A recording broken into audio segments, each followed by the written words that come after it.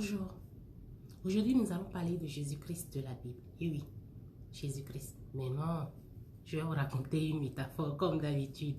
En fait, ma métaphore, je vais l'emprunter plutôt à Jésus-Christ, qui est un homme que vous savez, très doué pour raconter tout en parabole. Donc je vais lui emprunter aujourd'hui une de ces paraboles qui parle des talents.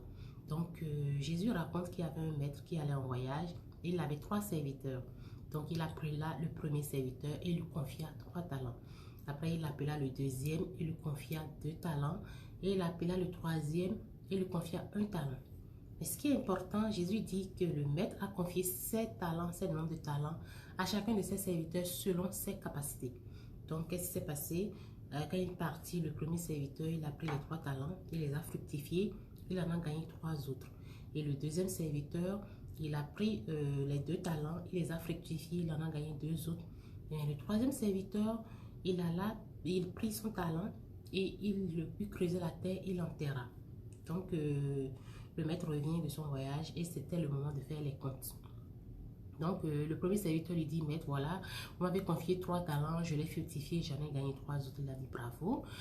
Et le deuxième a dit pareil, vous m'avez confié 2, je l'ai fructifié et il y en a eu 2 autres. Il a dit, bravo. Mais le troisième serviteur, il a dit, maître, j'avais peur de perdre ce que vous m'avez confié, de peur de perdre votre confiance, donc je l'ai enterré dans la terre et voilà le talent que vous m'avez confié, je vous l'ai remis.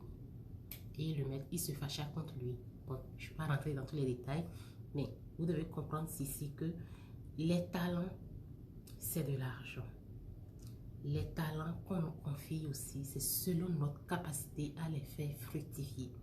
Il y a des gens qui sont pourris de talent. Vous allez remarquer, il y a des gens qui savent que chanter, ils savent que faire ça.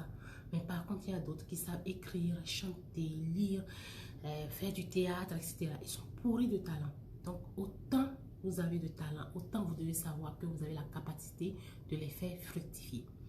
Pourquoi est-ce que le troisième serviteur a agi ainsi? Et il rejoint la majorité des gens qui ont des talents et qui refusent de les faire fructifier. C'est parce qu'il était habité par la peur. La peur est la mauvaise conseillère. L'ennemi numéro 1 de votre succès, de votre réussite, de votre bonheur, c'est la peur.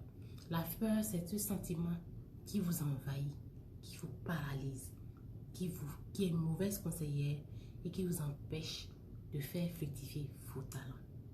Quels sont vos talents? Combien est-ce qu'on vous en a confié? Autant vous en avez, autant vous avez la capacité de les faire fructifier. Pensez-y. On se retrouve à très bientôt pour une nouvelle métaphore. Merci et ciao.